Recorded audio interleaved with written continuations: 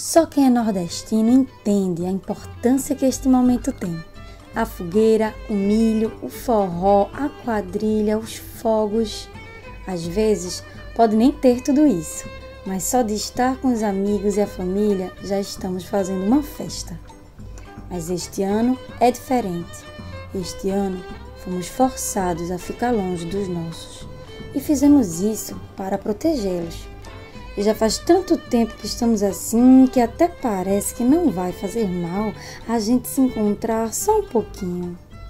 Acontece que o perigo ainda não foi embora. O corona ainda está por aí. Por isso, apenas por este ano, vamos segurar nossa vontade de se reunir, de dançar junto, acender fogueira, soltar fogos. A fogueira é linda, mas a fumaça pode piorar a saúde de quem já não está bem. A dança pode ser muito divertida, mas se arriscar e arriscar os outros, nem tanto. É só por um ano. Ano que vem, a gente compensa. Faça isso por quem está cuidando de todos. Faça isso por quem precisa de cuidados. Pelos seus e por você. Fique em casa. São João sem fogueira.